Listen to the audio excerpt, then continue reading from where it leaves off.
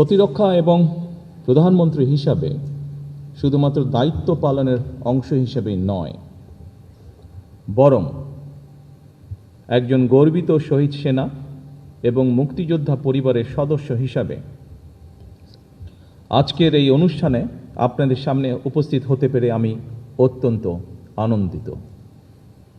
আজকের এই ধরনের অনুষ্ঠান এবং এই প্রতিবেশ আমার কাছে নতুন নয়, বরং এই ধরনের অনুষ্ঠান দেখতে দেখতেই আমি বড় হয়ে উঠেছি। সুতরাং আজকের এই অনুষ্ঠানে এসে স্বাভাবিকভাবেই আমি কিছুটা নস্টালজিক। উপস্থিত সশস্ত্র বাহিনীর অফিসার্স এবং সৈনিকবৃন্দ, আমার শৈশব কৈশোরের স্মৃতির অনেকখানি দখল করে রয়েছে সশস্ত্র বাহিনীর কঠোর নিয়মানুবর্তিতা এবং দায়িত্বশীলতা। কুচকাওয়াজের শব্দ আর বিউগলের সুর আমার অতি পরিচিত। সেনা পরিবেশেই আমি আমার পিতা মাতা এবং আমার একমাত্র ছোট ভাইয়ের সঙ্গে বেড়ে উঠেছি। আজ আমি আপনাদের সামনে সেনা নিবাসে এই দরবারে যখন দাঁড়িয়েছি, তখন আমার মা বাবা, একমাত্র ভাই আর আমাদের মাঝে নেই। এমনকি আমাদের সকলের স্মৃতি বিজড়িত সেনানিবাসের বাড়িটিও আমাদের কাছ থেকে কেড়ে নেওয়া হয়েছে। সেনা পরিবেশে বেড়ে ওঠার কালেই অনেক প্রিয় মুখের কথা এই মুহূর্তে আমার মনে পড়ছে আজকের এই অনুষ্ঠানে।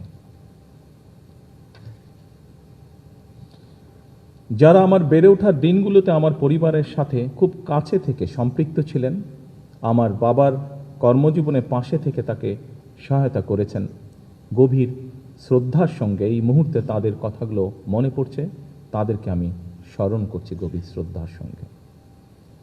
উপস্থিত সশস্ত্র বাহিনীর অফিসার্স এবং সৈনিকবৃন্দ, এই অনুষ্ঠানের শুরুতেই আমি শ্রদ্ধা ভরে স্মরণ করছি স্বাধীনতার ঘোষক শহীদ রাষ্ট্রপতি জিয়াউর রহমানকে, যিনি বাংলাদেশের স্বাধীনতার ঘোষণা দিয়েছিলেন। স্বাধীনতার ঘোষণা দিয়েই ক্ষান্ত থাকেননি। তৎকালীন সেনা কর্মকর্তা, সদস্য এবং মুক্তিকামী জনগণকে সঙ্গে নিয়ে বাংলাদেশের স্বাধীনতা অর্জনের যুদ্ধে ঝাঁপিয়ে পড়েছিলেন। স্বাধীনতা এবং মুক্তিযুদ্ধের স্মৃতি নিয়ে শহীদ প্রেসিডেন্ট জিয়াউর রহমানের নিজের লেখা একটি প্রবন্ধ রয়েছে, একটি জাতির জন্ম শীর্ষক এই নিবন্ধে স্বাধীনতা এবং মুক্তিযুদ্ধের প্রেক্ষাপট এবং এর সূচনা লগ্ন, মুক্তিযুদ্ধে মেজর জিয়াউর রহমান এবং সেনাবাহিনীর ভূমিকা সুস্পষ্টভাবে বর্ণিত রয়েছে এই নিবন্ধে। 1972 সালের 26শে মার্চ বাংলাদেশের প্রথম স্বাধীনতা এবং জাতীয় দিবস উপলক্ষে অধুনা লুপ্ত দৈনিক বাংলা পত্রিকার বিশেষ ক্রোড়পত্রে প্রকাশিত একটি জাতির জন্ম শীর্ষক নিবন্ধের শেষ প্যারায় শহীদ জিয়াউর রহমান লিখেছিলেন, সময় অতি মূল্যবান। আমি ব্যাটালিয়নের অফিসার, জেসিও আর জওয়ানদের ডাকলাম, তাদের উদ্দেশ্যে ভাষণ দিলাম। তারা সবাই জানত, আমি সংক্ষেপে সব বললাম এবং তাদের নির্দেশ দিলাম সশস্ত্র সংগ্রামে অবতীর্ণ হতে। তারা সর্বসম্মতিক্রমে হৃষ্টচিত্তে এই আদেশ মেনে নিল।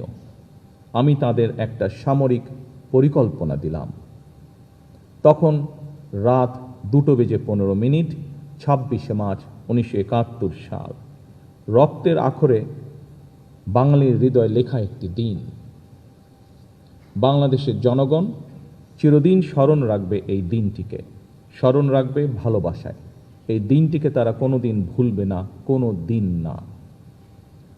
স্বাধীনতার ঘোষকের লেখা একটি জাতির জন্ম নিবন্ধনটি আবারও 1974 সালের তৎকালীন সাপ্তাহিক বিচিত্রায় হুবহু প্রকাশিত হয়েছিল। রক্তাঙ্গনের চাক্ষুষ স্মৃতি নিয়ে শহীদ জিয়ার লেখা নিবন্ধটি যখন প্রকাশিত হয়েছিল, সেই সময়টিতে প্রায় সকল মুক্তিযোদ্ধারাই ছিলেন জীবিত বা বর্তমান এবং তারা ছিলেন সেই সময় সাক্ষী। আমি মনে করি স্বাধীনতার ঘোষকের লেখা একটি জাতির জন্ম আমাদের স্বাধীনতা এবং মুক্তিযুদ্ধের ইতিহাসে এক অনন্য দলিল। উপস্থিত অফিসার্স এবং সৈনিকবৃন্দ, সামরিক আধা সামরিক এবং বেসামরিক জনগণ আমরা সবাই মিলে যুদ্ধ করে বাংলাদেশের স্বাধীনতা অর্জন করেছিলাম। আমি এই অনুষ্ঠানে আমাদের মহান মুক্তিযুদ্ধের বীর শহীদদের স্মরণ করছি, যাদের অসীম আত্মত্যাগে আমাদের স্বাধীন এবং সার্বভৌম আজকের এই বাংলাদেশ। দেশের স্বাধীনতা অর্জনের পরও বিভিন্ন সময় দেশের স্বার্থ বিরোধী তৎপরতা মোকাবেলা কিংবা বিদেশের মাটিতে দেশ এবং দেশের সশস্ত্র বাহিনীর গৌরব এবং মর্যাদা সমুন্নত রাখতে গিয়ে সশস্ত্র বাহিনীর যারা জীবন দিয়েছেন, যার মধ্যে পার্বত্য চট্টগ্রামে 217 জন এবং জাতিসংঘ শান্তিরক্ষা মিশনে গিয়ে এ পর্যন্ত 151 জন জীবন উৎসর্গ করেছেন, অনেকে হয়েছেন আহত। আমি তাদের আত্মদানকে কৃতজ্ঞতার সঙ্গে শ্রদ্ধা ভরে স্মরণ করছি। সশস্ত্র বাহিনীর উপস্থিত অফিসার্স এবং সৈনিকবৃন্দ, সশস্ত্র বাহিনী কেবল যুদ্ধকালীন প্রয়োজনে একটি অবশ্যম্ভাবী শক্তি নয়, বরং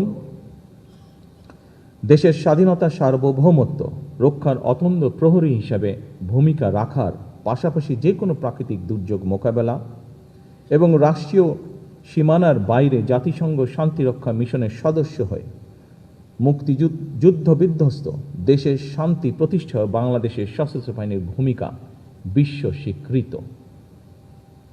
1971 সালে দেশের স্বাধীনতা অর্জনের যুদ্ধ, 1975 সালে 7ই নভেম্বরের সিপাহী জনতার ঐতিহাসিক বিপ্লব কিংবা 90-এর স্বৈরাচার বিরোধী আন্দোলনে সশস্ত্র বাহিনীর ভূমিকা দেশের স্বাধীনতা প্রিয় জনগণের কাছে ছিল অনুপ্রেরণার উৎস। 2009 সালে বিডিআর পিলখানায় পরিকল্পিত সেনা হত্যাযজ্ঞ চালিয়ে সেনাবাহিনীকে দুর্বল করে দেওয়া হয়েছিল।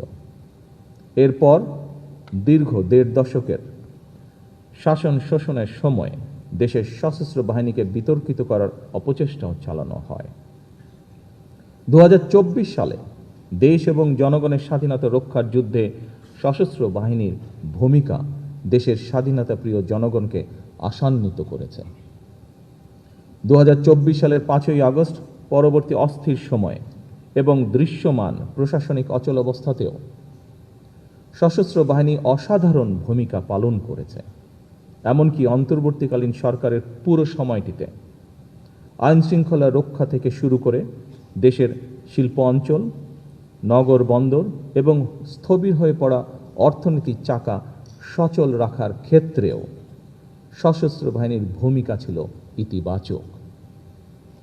গত 12ই ফেব্রুয়ারি মাসে অনুষ্ঠিত অবাধ, নিরপেক্ষ এবং গ্রহণযোগ্য নির্বাচন সম্পন্ন করার ক্ষেত্রে অন্তর্বর্তীকালীন সরকারের প্রতি সশস্ত্র বাহিনীর সহায়তা ছিল দেশ ও জনগণ এবং গণতান্ত্রিক বিধিবিধানের প্রতি সশস্ত্র বাহিনীর আস্থা ও বিশ্বাসেরই প্রতিফলন।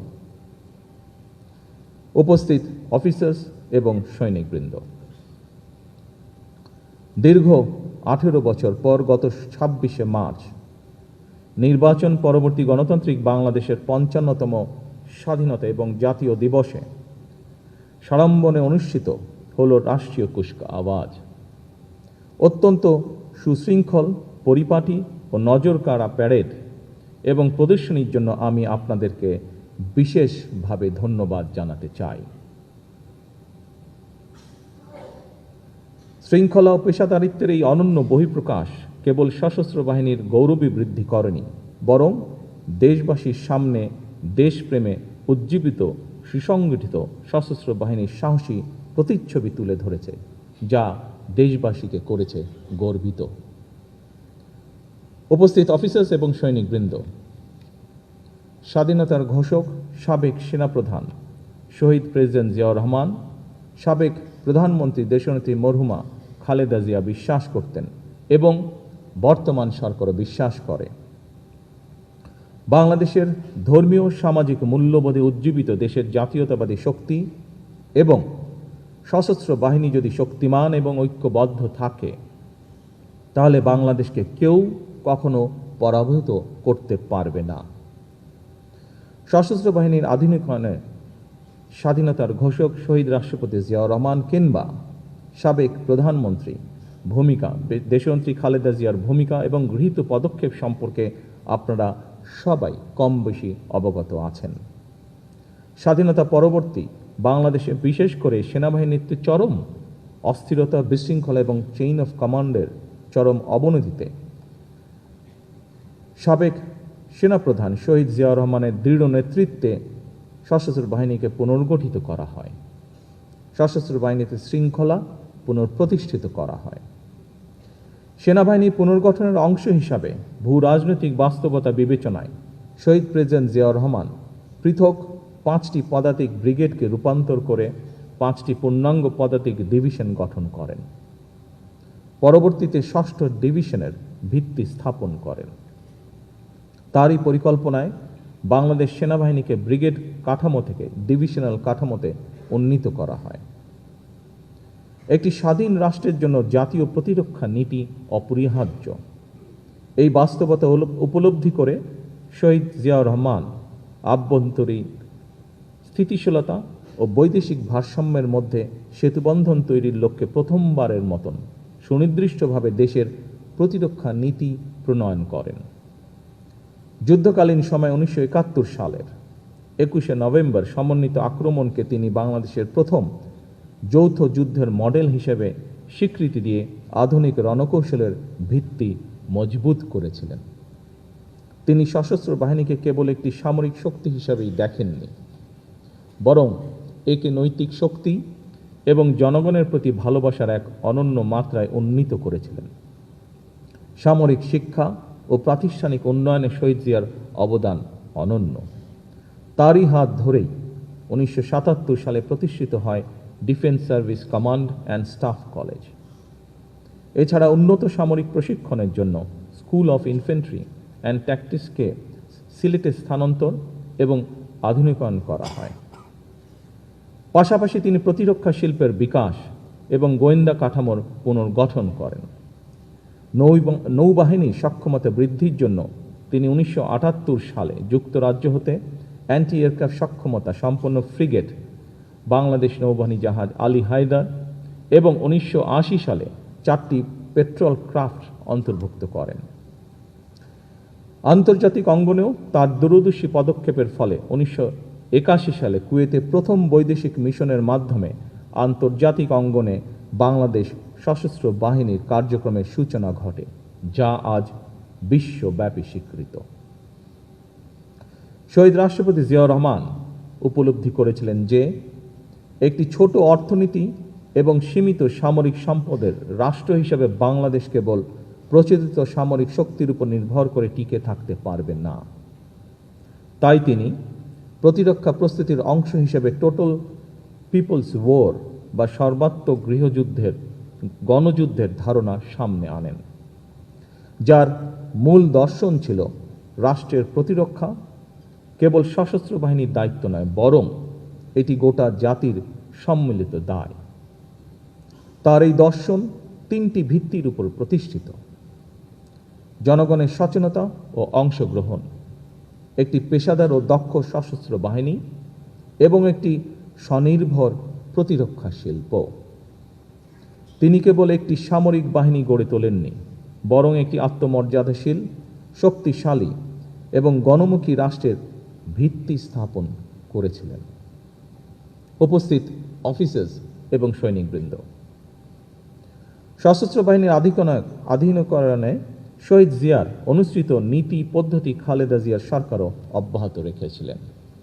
বেগম খালেদা জিয়ার নেতৃত্বে বিএনপি সরকার 1991 সাল থেকে 1996 সাল এবং 2001 সাল থেকে 2006 সময়কালে আমাদের সশস্ত্র বাহিনীর শক্তি, দক্ষতা এবং সক্ষমতা বৃদ্ধির জন্য গ্রহণ করা হয় নানামুখী পদক্ষেপ।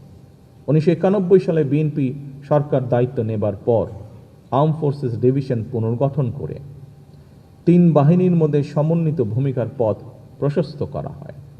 এ সময় সেনাবাহিনীর সক্ষমতা বৃদ্ধিতে 21টি ট্যাঙ্ক, 670টি ATGM, 105টি APS, 37 মিলিমিটার বিমান বিধ্বংসী গান সহ ইউনিট গঠন, 74টি 122 mm গান সংযোজন, আর্মি এভিয়েশনের জন্য 3টি বেল হেলিকপ্টার সহ অনেক অস্ত্র এবং সরঞ্জাম সংযোজিত হয়েছিল।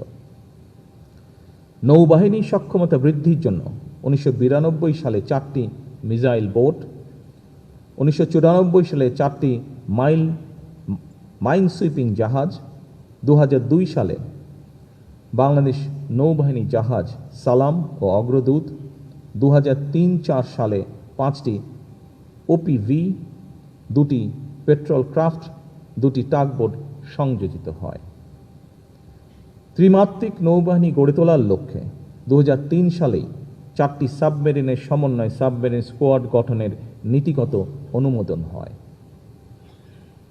যার ধারাবাহিকতায় 2017 সালে 2টি সাবমেরিন নৌবহরে সংযুক্ত হয়েছে। যুদ্ধ জাহাজ ও টহল সক্ষমতা বৃদ্ধি, উপকূলীয় নজরদারি এবং সামগ্রিক নিরাপত্তা ব্যবস্থার উন্নয়ন এবং আন্তর্জাতিক সহযোগিতা সম্প্রসারণের মাধ্যমে বাংলাদেশের নৌবাহিনীকেও আরও শক্তিশালী ও কার্যকর বাহিনী হিসাবে গড়ে তোলা হয়েছিল। বিমান বাহিনীর শক্তি বৃদ্ধির জন্য 1991 থেকে 96 সাল এবং 2001 থেকে 2006 সালের মধ্যে 15টি Mi-17 হেলিকপ্টার, 22টি F-6 যুদ্ধ বিমান, 8টি L-39ZA যুদ্ধ বিমান, 12টি T-37B যুদ্ধ বিমান, একটি N-32 পরিবহন বিমান এবং 26টি PT-6 প্রাইমারি প্রশিক্ষণ বিমান ক্রয় করা হয়েছিল। একই সাথে বগুড়া ও মৌলভীবাজার রাডার ইউনিটের মাধ্যমে বিমান বাহিনীর রাডার নেটওয়ার্ককে করা হয়েছিল শক্তিশালী। 101 বিশেষ ফ্লাইং ইউনিট স্থাপন করা হয়েছিল, যার মাধ্যমে আকাশ সীমা পর্যবেক্ষণ ও প্রতিরক্ষা ব্যবস্থাকে করা হয়েছিল আরও শক্তিশালী। এই সমস্ত পদক্ষেপের ফলে বাংলাদেশ বিমান বাহিনী ধীরে ধীরে আরও শক্তিশালী, কার্যকর এবং জাতীয় নিরাপত্তার জন্য অপরিহার্য বাহিনী হিসেবে আত্মপ্রকাশ করেছে।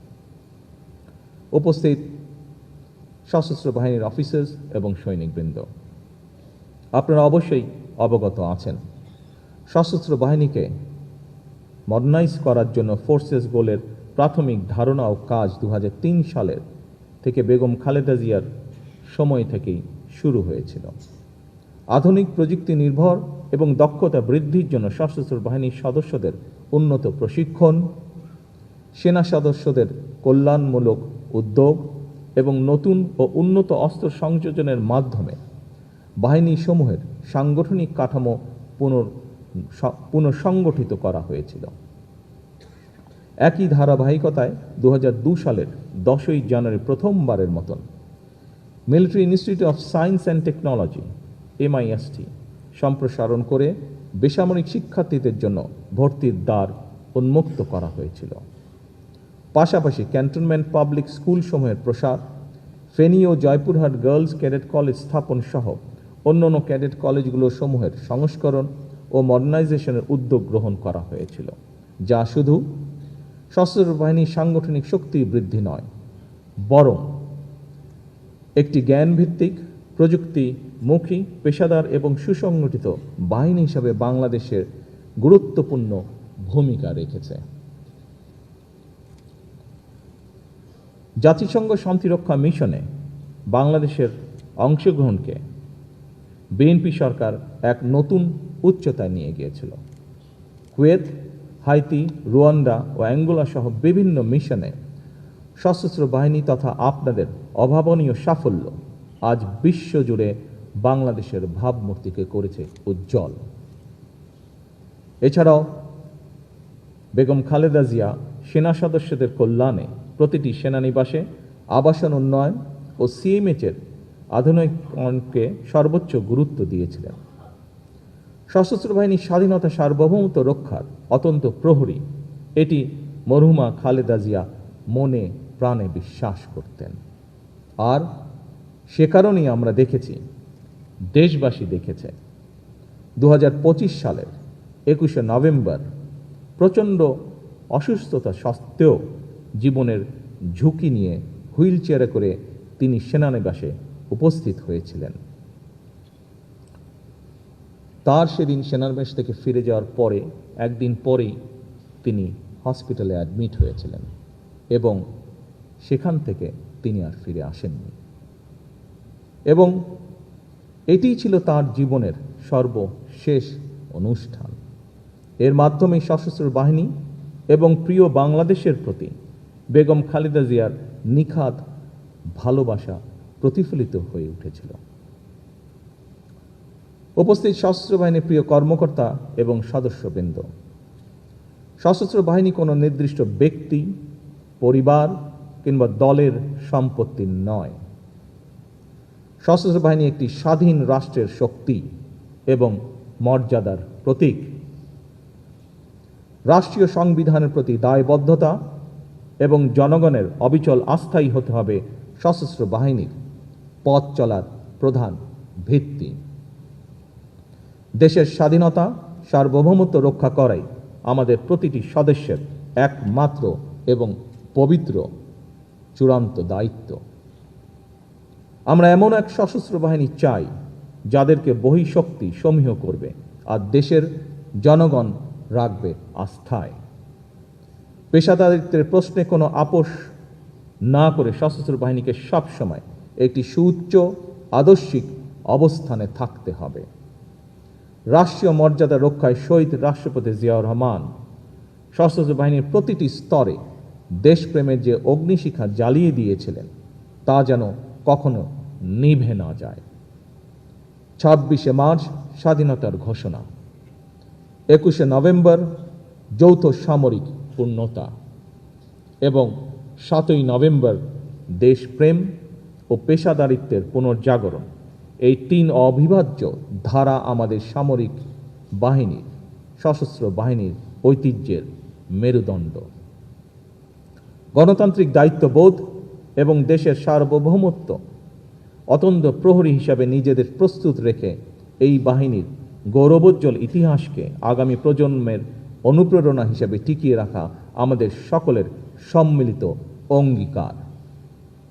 উপস্থিত সশস্ত্র বাহিনীর অফিসার্স এবং সৈনিকবৃন্দ, আমাদের সামনে নতুন বাস্তবতা এসেছে। বর্তমান সময় যুদ্ধের ধরন পাল্টেছে, বদলেছে নিরাপত্তারও ধরন। আজ নিরাপত্তা মানে কেবল স্থল সীমান্তের সুরক্ষা নয়, এর সঙ্গে যুক্ত হয়েছে সমুদ্র, আকাশ, সাইবার স্পেস, তথ্য যুদ্ধ, প্রযুক্তি নির্ভর প্রতিরক্ষা, ড্রোন, কৃত্রিম বুদ্ধিমত্তা, উপকূলীয় নিরাপত্তা, জ্বালানি অবকাঠামো, সামুদ্রিক সম্পদ এবং আঞ্চলিক ভূকৌশলগত প্রতিযোগিতা। সশস্ত্র বাহিনীকে শুধুমাত্র আধুনিক যুদ্ধ সরঞ্জাম সংযোজনেই সীমাবদ্ধ না থেকে বরং একই সাথে সমান গুরুত্বের সাথে পেশাগত দক্ষতা, কৌশলগত প্রজ্ঞা ও জ্ঞানভিত্তিক সক্ষমতা বৃদ্ধিতে সর্বদা সচেষ্ট থাকতে হবে, যাতে করে সশস্ত্র বাহিনী যে কোনো সমসাময়িক ও ভবিষ্যৎ নিরাপত্তার চ্যালেঞ্জ মোকাবেলা করতে সক্ষম হয়। এই বাস্তবতাকে সামনে রেখে সশস্ত্র বাহিনীর উন্নয়নে আমাদের সরকারের নির্বাচনী ইশতেহারে বিশেষ প্রাধান্য দেওয়া হয়েছে। শুধুমাত্র সশস্ত্র বাহিনী নয়, নির্বাচনের আগে ঘোষিত ইশতেহারে দেশের প্রতিটি সেক্টরের সংস্কার এবং উন্নয়ন, সেক্টর সকল শ্রেণী পেশার মানুষের অর্থ, সামাজিক এবং জীবনমান উন্নয়নের লক্ষ্যে সুনির্দিষ্ট নীতিমালা এবং কর্মসূচি প্রকাশ করা হয়েছিল। নারীর অর্থনৈতিক ক্ষমতা উন্নয়নে লক্ষ্যে দেশের প্রায় 4 কোটি পরিবারের নারী প্রধানের কাছে আমরা ফ্যামিলি কার্ড পৌঁছে দিতে চাই পর্যায়ক্রমিকভাবে। ক্রীড়াকে পেশা হিসেবে প্রতিষ্ঠিত করার লক্ষ্যে ক্রীড়া কার্ড এরই মধ্যে দেওয়ার কার্যক্রম শুরু হয়েছে। দেশের সকল মসজিদের ইমাম, খতিব, মুয়াজ্জিম এবং সকল ধর্মাবলম্বী ধর্মীয় প্রধানদের জন্য আর্থিক সম্মানের যে কমিটমেন্ট আমাদের ছিল, সেটির কাজও বর্তমান সরকার শুরু করেছে। দেশে অনাহত বন্যা, খরা মোকাবেলা করে পানি ব্যবস্থাপনা এবং সেচ এবং বিশেষ করে কৃষি সেচ সুবিধা নিশ্চিত করার লক্ষ্যে খাল খনন কর্মসূচির কাজ এরই ভিতরে শুরু হয়েছে। এভাবেই প্রতিটি কর্মসূচি বর্তমান সরকার ইতিমধ্যে পাইলট প্রজেক্ট হিসেবে বাস্তবায়ন শুরু করে দিয়েছে আলহামদুলিল্লাহ। একটি নীতিমালার ভিত্তিতে পর্যায়ক্রমে সারা দেশে সবাই সরকার ঘোষিত এই সকল সুবিধাগুলি পাবেন ইনশাআল্লাহ। উপস্থিত সশস্ত্র বাহিনীর অফিসার্স এবং সৈনিকবৃন্দ, আগামী 14 এপ্রিল অর্থাৎ বাংলা নববর্ষের প্রথম দিন থেকে আমরা কৃষকদের জন্য কৃষক কার্ড প্রদান শুরু করতে যাচ্ছি। আমরা আশা করছি কৃষি অর্থনীতির বিকাশ এবং কৃষকদের জীবন মান উন্নয়নে কৃষক কার্ড অবশ্যই একটি গুরুত্বপূর্ণ ভূমিকা রাখবে। পর্যায়ক্রমে সারা দেশের সকল কৃষক এই সুবিধা পাবে, যা প্রায় 2,75,00,000 কৃষক যারা সরাসরি কৃষি পেশার সাথে জড়িত। এছাড়াও বর্তমান সরকার কৃষি ও মৎস্য খাতে 10,000 টাকা পর্যন্ত কৃষি ঋণ সুদসহ মওকুফ করেছে। এতে করে প্রায় 12 লক্ষ কৃষক সরাসরি উপকৃত হয়েছেন। বিশ্বের বিভিন্ন দেশে প্রায় 1.5 কোটি প্রবাসী বাংলাদেশি রয়েছেন। বর্তমান সরকার তাদের জন্য প্রবাসী কার্ড প্রদানের সিদ্ধান্ত গ্রহণ করেছে, যা পর্যায়ক্রমিকভাবে বাস্তবায়ন করা হবে। শুধুমাত্র আর্থসামাজিক কর্মসূচি নয়, রাষ্ট্র মেরামতের লক্ষ্যে বিএনপি সরকার জুলাই সনদ স্বাক্ষর করেছিল। যেভাবে সনদ স্বাক্ষর করা হয়েছে, বর্তমান সরকার স্বাক্ষরিত সনদের প্রতিটি দফা যথাযথভাবে বাস্তবায়ন করতে বদ্ধপরিকর। আমাদের এসব কাজ করার উদ্দেশ্য হচ্ছে, বর্তমান সরকার বিশ্বাস করে দেশের স্বাধীনতা, সার্বভৌমত্ব নিরাপদ এবং সমন্বিত রাখতে শক্তিশালী সশস্ত্র বাহিনীর পাশাপাশি দেশের নাগরিকদের রাজনৈতিক এবং অর্থনৈতিক ক্ষমতা উন্নয়ন নিশ্চিত থাকা জরুরি। বর্তমান সরকার সশস্ত্র বাহিনীকে আরও শক্তিশালী করতে চায়।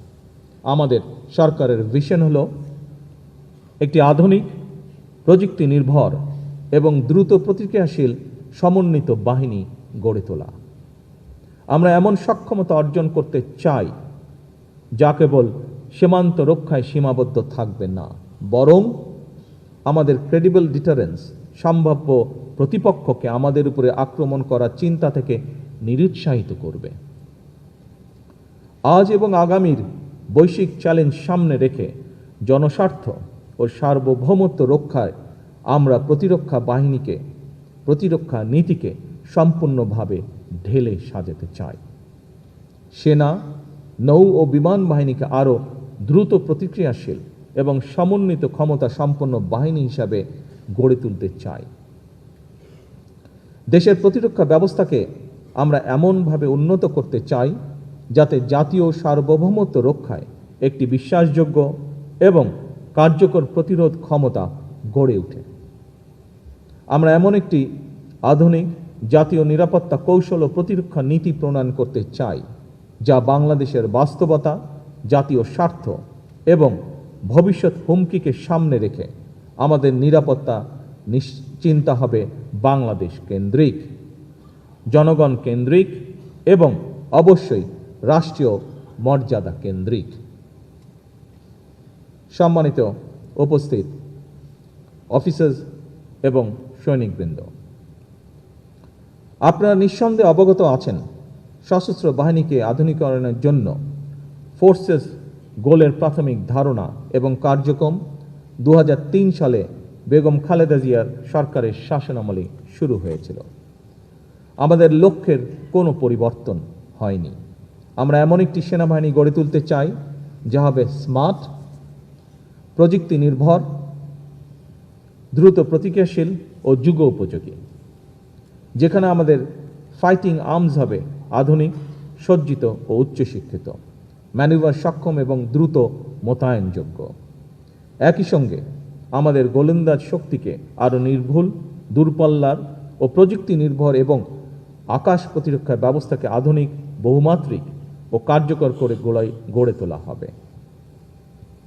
আমরা ড্রোন টেকনোলজি, স্যাটেলাইট নজরদারি এবং ইলেকট্রনিক যুদ্ধে সক্ষমতা বৃদ্ধির মাধ্যমে আমাদের প্রতিরক্ষা ব্যবস্থাকে অবৈধ করে গড়ে তুলতে চাই।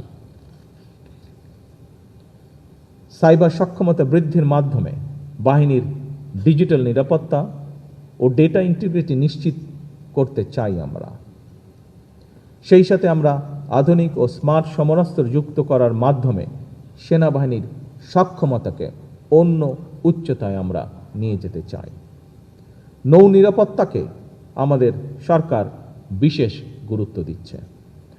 বঙ্গোপসাগর, সমুদ্রপথ, সামুদ্রিক সম্পদ, ব্লু ইকোনমি বা সুনীল অর্থনীতি, উপকূলীয় প্রতিরক্ষা এবং সামুদ্রিক যোগাযোগ নিরাপদ রাখা আমাদের সরকারের অন্যতম প্রধান জাতীয় অগ্রাধিকার।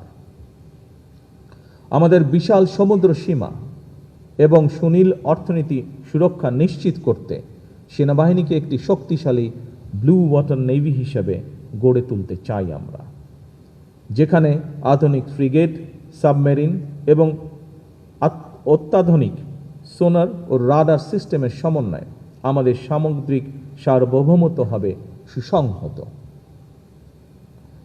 বিমান প্রতিরক্ষা নজরদারি, দ্রুত মোতায়েন, আকাশ সীমা সুরক্ষা এবং প্রযুক্তি ভিত্তিক সক্ষমতা বৃদ্ধির জন্য বিমান বাহিনীর মডার্নাইজেশন অব্যাহত রাখতে চাই আমরা। আকাশ সীমা রক্ষায় অত্যাধুনিক মাল্টিরোল যুদ্ধ বিমান সংযোজন এবং বহুস্তরীয় সমন্বিত বিমান প্রতিরক্ষা ব্যবস্থা স্থাপন করে আমাদের বিমান বাহিনীকে একটি নতুন উচ্চতায় নিয়ে যাওয়ার প্রত্যয় আজকের এই অনুষ্ঠানে আমি ব্যক্ত করছি। তিন বাহিনীর মধ্যে আধুনিক জয়েন্ট অপারেশন নীতি এবং C4I অর্থাৎ কমান্ড কন্ট্রোল কমিউনিকেশন কম্পিউটার্স এবং ইন্টেলিজেন্স সিস্টেমের আধুনিকায়ন আমাদের যে কোনো সংকটকালীন মুহূর্তে দ্রুত সিদ্ধান্ত গ্রহণ ও কার্যকর মোতায়েন নিশ্চিত করবে। সেই সাথে সীমিত সম্পদের সর্বোচ্চ ব্যবহার নিশ্চিত করে আমাদের সশস্ত্র বাহিনী দেশের সার্বভৌমত্ব রক্ষা, জনগণের দুর্যোগে পাশে দাঁড়ানো এবং আন্তর্জাতিক অঙ্গনে বাংলাদেশের মর্যাদা সমুন্নত রাখতে সক্ষম হবে। একটি আত্মমর্যাদাশীল, আত্মনির্ভরশীল প্রতিরক্ষা সক্ষমতা অর্জন করতে প্রয়োজনীয় সামরিক সরঞ্জামাদি তৈরি তথা দেশীয় প্রতিরক্ষা শিল্প গড়ার তোলার পরিকল্পনাও আমাদের রয়েছে, যা আমি বাহিনী প্রধানদের সাথে এরই ভিতরে আলোচনা করেছি। এই পরিকল্পনায় টেকনোলজি ট্রান্সফারের মাধ্যমে নিজস্ব প্রযুক্তিতে অস্ত্র, গোলাবারুদ ও সামরিক সরঞ্জামাদি নির্মাণে সর্বোচ্চ জোর দেওয়া হবে। পরিকল্পনা সফল হলে এটি নিঃসন্দেহে আমাদের জাতীয় নিরাপত্তার পাশাপাশি প্রযুক্তি, কর্মসংস্থান এবং কৌশলগত স্বাধীনতাও বাড়াবে আমাদের। পরিকল্পনা বাস্তবায়ন করা গেলে আমরা আশা করি একটি অংশ নিজেরাই তৈরি করতে সক্ষম হব আমরা ইনশাআল্লাহ। আন্তর্জাতিক অঙ্গনে আমাদের বাহিনীর গৌরবোজ্জ্বল ভাবমূর্তি বজায় রাখা হবে আমাদের অগ্রাধিকার। বিশ্ব শান্তি রক্ষায় জাতিসংঘ শান্তিরক্ষা মিশনে আমাদের যে সাফল্য রয়েছে, আগামী দিনেও আমরা সেই সাফল্যের ধারা অব্যাহত রাখব ইনশাআল্লাহ। বহির্বিশ্বে দেশের মর্যাদা উজ্জ্বল করতে আমাদের সততা, আপনাদের সততা, শৃঙ্খলা এবং দায়িত্বশীলতা একটি শক্তিশালী কূটনৈতিক হাতিয়ার হিসেবেও কাজ করবে। বর্তমান সরকার মিলিটারি টু মিলিটারি পার্টনারশিপ উন্নয়নের মাধ্যমে আঞ্চলিক ও আন্তর্জাতিক বন্ধুত্বকে আরও সুদৃঢ় করতে চায়। নতুন প্রজন্মের সেনা সদস্যদের দেশপ্রেম, সাহস ও প্রজ্ঞাকে আমরা আধুনিক প্রযুক্তির সাথে সমন্বয় করে একটি বিশ্বমানের স্মার্ট ও পেশাদারিত্ব সশস্ত্র বাহিনী গড়ে তুলতে চাই ইনশাআল্লাহ। আজ আপনাদের সামনে আমি সশস্ত্র বাহিনী নিয়ে বর্তমান সরকারের কিছু পরিকল্পনা এবং পদক্ষেপের কথা বলেছি। একই সঙ্গে আমি বিগত ১.৫ দশকের সময় কিছু তপ্ত ও তিক্ত বাস্তবতাকেও আপনাদের সামনে তুলে ধরতে চাই। এই সময়টিতে পিলখানায় বিডিআর সদর দপ্তরে সংগঠিত বেদনা বিধুর অধ্যায় আজও আমাদের হৃদয় এক গভীর ক্ষত হিসাবে রক্তক্ষরণ ঘটায়। সেই ট্র্যাজেডিতে আমরা আমাদের শ্রেষ্ঠ সন্তানদেরকে হারিয়েছি, যার সুষ্ঠু তদন্ত ও ন্যায় বিচার নিশ্চিত করা বর্তমান সরকারের একটি অন্যতম অঙ্গীকার। এমন বাস্তবতায় আজ আমি আপনাদের আশ্বস্ত করতে চাই, রাজনৈতিক কারণে কিংবা ন্যায় ও ন্যায্যতার ব্যত্যয় ঘটিয়ে যদি আপনাদের কারো প্রতি কোনো অবিচার করা হয়ে থাকে, বর্তমান সরকার সেটি যথানিয়মের প্রতিকার করার চেষ্টা করবে ইনশাআল্লাহ। কারণ আমরা মনে করি এটি কেবল একটি প্রশাসনিক পদক্ষেপই নয়, বরং সশস্ত্র বাহিনীর চেইন অফ কমান্ড এবং নৈতিক ভিত্তি প্রতিষ্ঠার জন্য একটি ইতিবাচক উদ্যোগ। আগামীতে আর কেউ কখনো অনিয়মের শিকার হবেন না, এটা আমাদের সরকারের প্রতিশ্রুতি ইনশাআল্লাহ। উপস্থিত বাহিনী প্রধানবৃন্দ, উপস্থিত অফিসার্স, উপস্থিত সৈনিকবৃন্দ, আমিও সেনা পরিবারেরই সন্তান। সঙ্গত কারণে সশস্ত্র বাহিনীর মনোজগতের সঙ্গে আমি নিবিড় সম্পর্ক অনুভব করি। এই বাহিনীর প্রতিটি সদস্যদের কল্যাণ ও তাদের পরিবারের সামাজিক নিরাপত্তার বিষয়ে অবশ্যই বর্তমান সরকার গুরুত্বের সাথে বিবেচনা করবে। সশস্ত্র বাহিনীর অবকাঠামোগত উন্নয়নের পাশাপাশি বর্তমান সরকার সশস্ত্র বাহিনীর সদস্যদের কল্যাণ, পরিবার, বাসস্থান, চিকিৎসা, প্রশিক্ষণ, ক্যারিয়ার উন্নয়ন এবং অবসরোত্তর মর্যাদাকেও গুরুত্বের সঙ্গে বিবেচনা করতে চায়।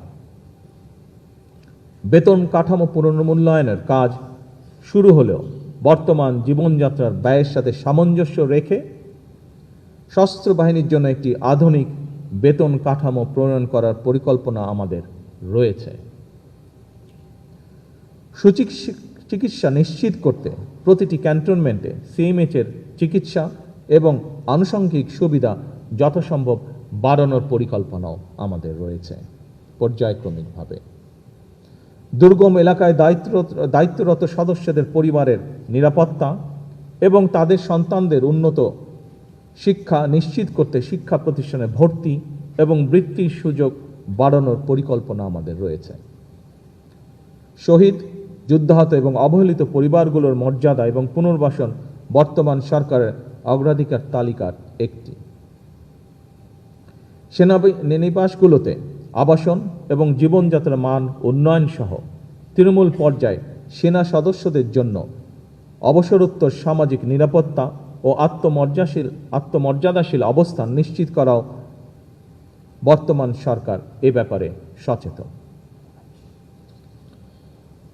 বর্তমান সরকার ইতিমধ্যেই অবসরপ্রাপ্ত সেনাদের জীবনমান উন্নয়নে তাদের দীর্ঘদিনের প্রত্যাশা অনুযায়ী ওয়ান র্যাঙ্ক ওয়ান পেনশন নীতি চালুর ব্যাপারে নীতিগতভাবে আমরা একমত, যা আমাদের নির্বাচনী ম্যানিফেস্টোতেও আমরা উল্লেখ করেছি।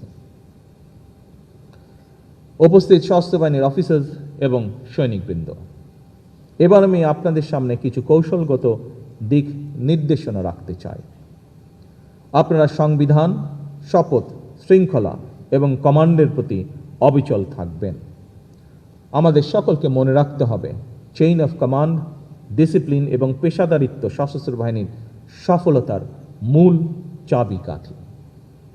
সুতরাং নিজেদের পেশাগত দক্ষতা ক্রমাগত উন্নত করার কোনোই বিকল্প নেই। আধুনিক যুদ্ধক্ষেত্রে কেবল প্রযুক্তি দিয়ে নয়, বরং কৌশল এবং দক্ষতা দিয়ে মোকাবেলা করতে হয়। এর জন্য প্রয়োজনীয় আন্তঃবাহিনী সমন্বয় এবং কৌশলগত চিন্তা শক্তির সংমিশ্রণ থাকতে হবে অবশ্যই। জনগণের সঙ্গে আপনাদের সম্পর্ক হবে আস্থা, বিশ্বাস ও গভীর দায়িত্ববোধের। এর ভিত্তিতেই গড়ে ওঠা এক অটুট বন্ধন। এই বন্ধনই আপনাদের শক্তি এবং প্রেরণা হিসাবে কাজ করবে। আমাদের মনে রাখতে হবে বাংলাদেশের প্রতিটি নাগরিক সশস্ত্র বাহিনীকে শুধু শেষ ভরসার আশ্রয় হিসেবেই দেখে না, বরং সাহস, দৃঢ়তা এবং নির্ভরতার প্রতীক হিসেবেও তারা আপনাদেরকে দেখে। আপনাদের প্রতি জনগণের এই অকৃত্রিম আস্থা এবং ভালোবাসাই যেন আপনাদের অন্যতম চালিকা শক্তি ও অনুপ্রেরণা হয়। দুর্নীতি, দায়িত্বে অবহেলা, অব্যবস্থাপনা এবং ক্ষমতার অপব্যবহার থেকে নিজেকে সর্বতোভাবে বিরত রাখবেন। আমাদেরকে মনে রাখতে হবে, দেশের সম্পদ সুষ্ঠু ব্যবহার নিশ্চিত করা এবং অপচয় রোধ করা আমাদের সবার নৈতিক এবং পেশাগত দায়িত্ব। আন্তর্জাতিক অঙ্গনে দায়িত্ব পালনকালে, বিশেষত শান্তিরক্ষা মিশনে নিয়োজিত অবস্থায় বাংলাদেশের মর্যাদাকে সবার উপরে স্থান দিতে হবে। কারণ আপনি সেখানে শুধুমাত্র একজন সৈনিক নন, বরং বাংলাদেশের একজন প্রতিনিধি। সেখানে আপনি উপস্থিত সশস্ত্র বাহিনীর অফিসার্স এবং সৈনিকবৃন্দ, বাংলাদেশকে আমরা এমন একটি রাষ্ট্র হিসেবে গড়ে তুলতে চাই যে বাংলাদেশ কারো আধিপত্য মেনে নেবে না, যে বাংলাদেশ বিশ্ব দরবারে মাথা উঁচু করে দাঁড়াবে। আন্তর্জাতিক সম্পর্কের মাত্রা নির্ধারিত হবে পারস্পরিক সম্মান, স্বার্থ এবং সমতার ভিত্তিতে। এক্ষেত্রে সশস্ত্র বাহিনীর ভূমিকা অপরিসীম। আপনারা যদি আধুনিক, সুশৃঙ্খল এবং পেশাদার হন, দেশপ্রেমে অনড় থাকেন, তাহলে বাংলাদেশ আরও নিরাপদ হবে, আরও মর্যাদাশীল হবে। আমি আপনাদের আশ্বস্ত করে বলতে চাই, সশস্ত্র বাহিনীকে আমরা একটি আধুনিক ও সময় উপযোগী বাহিনী হিসাবে গঠন করতে বদ্ধপরিকর। আপনাদের প্রাপ্য সম্মান, পেশাগত মর্যাদা এবং কল্যাণ নিশ্চিত করতে আমাদের সরকার সর্বদা দায়িত্বশীল থাকবে ইনশাআল্লাহ। একই সঙ্গে আমি আপনাদের কাছ থেকে প্রত্যাশা করি, আপনারা দল মতের ঊর্ধ্বে থেকে কেবল বাংলাদেশকে ধারণ করবেন। প্রয়োজনে নিজের জীবন বিপন্ন করে হলেও সর্বক্ষেত্রে আমরা দেশের স্বার্থকে সবার উপরে প্রাধান্য দিব। আমাদের কাছে সবার আগে বাংলাদেশ। আজকের এই দরবার থেকে আমি একটি বার্তা দিতে চাই, বাংলাদেশ এগোবে শৃঙ্খলা, সক্ষমতা, আত্মমর্যাদা এবং দেশপ্রেমের শক্তিতে। আর সেই অগ্রযাত্রায় আমরা আমাদের সহযোদ্ধা হিসাবে আপনাদের গৌরবময় সশস্ত্র বাহিনীকে পাশে দেখতে চাই। সশস্ত্র বাহিনী যেই কারণে গঠিত হয়েছে, সকল কাজে আমরা সেই উদ্দেশ্যকে স্মরণ রাখব। আমাদের সম্মিলিত প্রচেষ্টায় বাংলাদেশ সশস্ত্র বাহিনী হবে ইনশাআল্লাহ বিশ্বের অন্যতম শ্রেষ্ঠ, পেশাদার, আধুনিক ও মর্যাদাপূর্ণ বাহিনী। আসুন আমরা সবাই মিলে প্রতিজ্ঞা করি, বাংলাদেশের সার্বভৌমত্ব রক্ষা করব, সংবিধানের মর্যাদা সমুন্নত রাখব, জনগণের আস্থা অটুট রাখব এবং সর্বোপরি আমরা বাংলাদেশকে ভালোবাসব কর্মে, সততায়, শপথে এবং ত্যাগে। উপস্থিত সকল অফিসার্সবৃন্দ এবং সৈনিকবৃন্দ, বাংলাদেশের সশস্ত্র বাহিনী আপনারা এদেশেরই সন্তান। এদেশের মাটি মানুষের সঙ্গেই আমার, আপনার, আমাদের সকলের বেড়ে ওঠা। সুতরাং এই মাটি ও মানুষের স্বাধীনতা এবং সার্বভৌমত্ব রক্ষা আমাদের সকলের ঈমানি দায়িত্ব। আমি গভীরভাবে উপলব্ধি করি, একজন সৈনিকের জীবন দেশের আরও ৮-১০ জন সাধারণ নাগরিকের মতো নয়, কিংবা সাধারণ একটি চাকুরি নয়। সৈনিক জীবন একটি বিশাল ত্যাগের নাম। এটি একটি পবিত্র শপথ এবং দেশের স্বার্থে প্রাণ উৎসর্গ করার এক চরম সংকল্প। সেই কাজটি আপনারা সাহসের সঙ্গে করছেন। আমি বিশ্বাস করি, আমরা সকলেই যদি যে যার অবস্থান থেকে যার যার ভূমিকা নিষ্ঠার সঙ্গে পালন করি, তাহলে দেশের স্বার্থ বিরোধীরা আর বাংলাদেশকে তাবেদার রাষ্ট্রে পরিণত করতে পারবে না ইনশাআল্লাহ। আমরা যদি একটি সমৃদ্ধ এবং স্বনির্ভর দেশ গড়তে পারি, তাহলে আমরা সবাই ভালো থাকবো ইনশাআল্লাহ। সবাই মিলে ভালো থাকার জন্য একটি গণতান্ত্রিক মানবিক বাংলাদেশ প্রতিষ্ঠার লক্ষ্যে বর্তমান সরকার কাজ করে যাচ্ছে। আমরা সকলে ঐক্যবদ্ধ থাকলে, সকলে দেশের স্বার্থে থাকলে ইনশাআল্লাহ আমরা অবশ্যই বাংলাদেশকে আমাদের কাঙ্ক্ষিত বাংলাদেশ, প্রত্যাশিত বাংলাদেশ হিসেবে গড়ে তুলতে সক্ষম হব ইনশাআল্লাহ। মহান আল্লাহ আমাদের সহায় হন। আল্লাহ হাফেজ। বাংলাদেশ জিন্দাবাদ।